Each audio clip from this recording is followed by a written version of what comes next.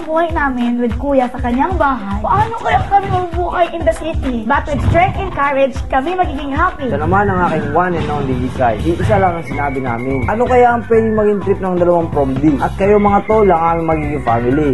Ito ang Milason in the City. At ngayon ay dumating na ang takdang panahon upang kayo ay magsimula sa inyong panibagong buhay sa labas ng aking bahay.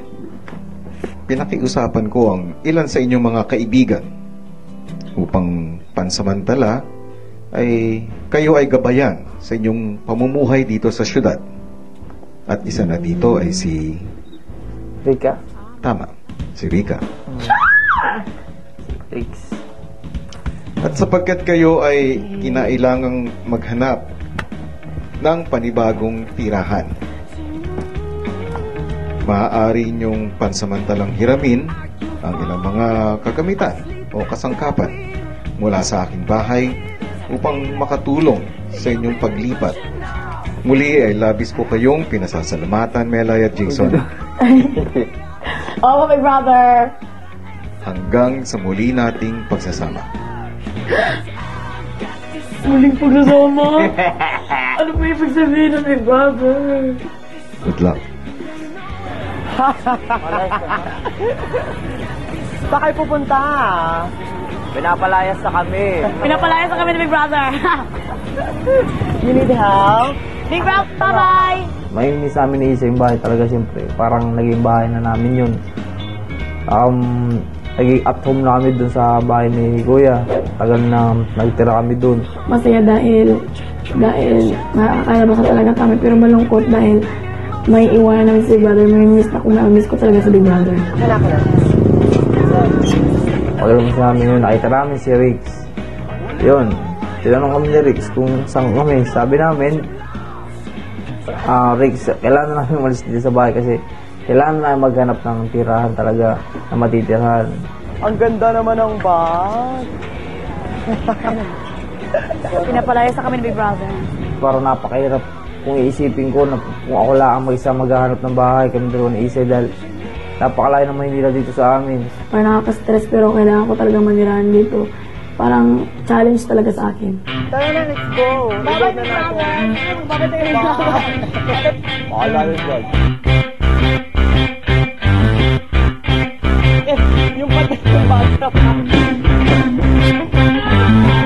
Baka important talaga na andun si Rika para tumulong sa akin para maghanap ng bahay kasi nga alam niya pasikot-sikot sa Manila at alam talaga niya ang buhay dito sa Manila at matanda na rin si Rika kaya feeling ko tulungan talaga niya ako. Yung mga gamit namin nilagay namin sa sasakyan niya. Tapos tinulungan niya kami maghanap. Meron kami yung parang finders na bahay. Yun, naghanap, may mga binilugan kami, may mga tinawagan kami. Pero ang question is, ano ba gusto nyo? Bahay? Meron kasi mga bahay talaga or apartment, yung parang buong apartment or condo unit. Ayoko kasi mukhang sa condo yung pag condo, yung mataas na. Ayoko umakyat. Ba't ayaw mo? Dito masanay sa malula ito. Meron din dito, gusto mo boarding house at door. Ay, wag yun. Marami tao yun. Ayaw mo ng boarding house. So kung ganito, hanap ka kasi Pwedeng rent house o kaya apartment. Yeah. So nakakategory yan. Like ito, Caloocan na Botas. Ito yung nasa north, banda yung papuntang Bulacan. Gusto ko Quezon. Itong Makati, Quezon itong City. Manila. Malayo din ang Quezon. First time ko talagang tumawag dun sa mga buyer kung paano bumili ng mag-rent ng bahay. Na natatawa ako pero pinakabahan ako baka walang tumanggap sa amin. Ako magawa ka niya. Pwede nyo mag-inquire kayo. Hello, pwede po mag-inquire niya. Nakasulat dito yun. Hello, good morning. Pwede mo mag-inquire? Pwede ko. May sasakyan pa kayo, ikagarahin?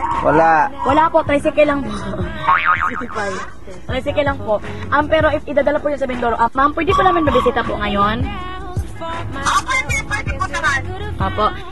Ano po ba? Gano'ng kalaki yan? Gaano po kalaki ito po? Hindi ko alam, malilitar yung kwarto. Puntahan mo na lang. Opo. Ano po pangalan niyo po, ma'am? Hanapin mo sa Aling Dedeng. Aling Dedeng? Ay, Aroy, paghahanapin pa kami. Opo, Aling Dedeng. Si Aling Dedeng. Sige po, Aling Dedeng. Sige po, salamat po, ma'am.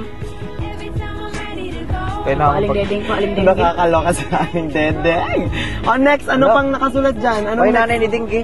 Dead. Aling dedengge. Pagkatapos ng tumawag, si Pipay naman ang tumawag kasi alam na, lagi na lang ako ang tatawag. Kaya siya naman. Hello po ma'am, magandang gabi, magandang umaga po. Opo. Inquire po kami dito na basa namin po sa Diaryo. Yung paupahan. Ito New Manila po, 12,000. Ayun. Nung napakinggan ko, una New Manila. Parang, mukhang maganda rin. Dahil New Manila, parang new bago eh. Siguro mga bagong tirahan, bagong syudad, bagong barangay, mga gayon. Yun, ang pumasok ka sa isip ko, maganda rin. Yun. Tanong ko lang po kung ano pong itsura. Kung magkano po ang bayaran doon, pagka gayon. Ito condo type apartment kasi building po ito. Nasa third floor po yung bakante. 2 bedrooms, 1 toilet Third and floor. bath. Maluwang po siya. Opo. Pwede po namin puntahan ngayon diyan. Pwede po. Pwede po. Sino po hanapin namin? Si Nati po. Nati. Paano po yung bayaran diyan po? 1 month advance, 2 months 2 advance. months deposit, 1 month advance. 2 months deposit. Sige po, ma'am. Magkano yung renta dyan ngayon? Ay kasama po diyan ang tubig at kuryente.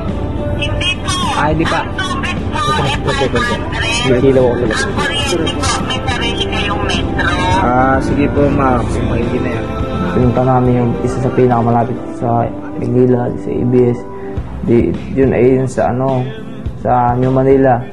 Yun, nagpunta kami doon. Tingnan namin yung lugar. Napakalalaki ng bahay, napakaganda ng mga bahay nga. Kaya New Manila siguro yun. Mayaman siguro. Tirahan. Aling natin? Aling natin?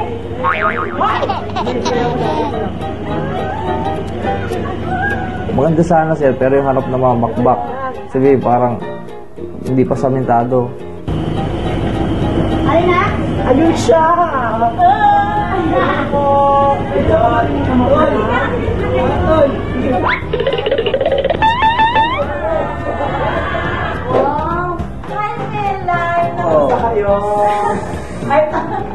Ay, ito ba yun? Sa amin to! Sa kanila yan, ano ka ba? Nasaan yung unit? Sa taas? Sa taas. Kakagawa ng... This is it. Kakagawa... Bakit nalak? Patay. Patay, teka. Ito, buksan mo. Mami! Mami! Mami! Pagbukas sa amin ng pinto. Wow, galing talaga. 2 bedrooms, may CR, malinis, tiles, tapos napakaganda ng lugar para hindi mainit. Ano po ito? Hindi nagagamit pa. Saan shower? Ay, ba't di po naikot? Ha? Dalawa ng kwarto. Okay. Hindi na ikot? Ito ako. Papagawa ko kung hindi na ikot. Yung kama. Hindi dalawang kama. Bata kulay brown! Hindi, ngayon, kasi matagal na hindi ginamit eh. Di ba malaki ka na yan? Pang single bed, single. Wow, ang ganda pala ng bahay. Pwede ka mag-basketball doon, ang lawak, tapos 2 kwarto. Kaya feeling ko perfect na yun. Hindi, ito pa lang po una namin napuntahan. Canvas pa lang po kami. Madalang Pero napakaganda na po nito. Para nasa Kasi alam mo, hindi sa kayabangan, lahat ng natira dito, nasiyahan. Kasi unang-una, tahimik naman dito. Mahangin, no? Masarap ng hangin. Hindi pati hindi mainit, no? Parang saan ka nainit, no?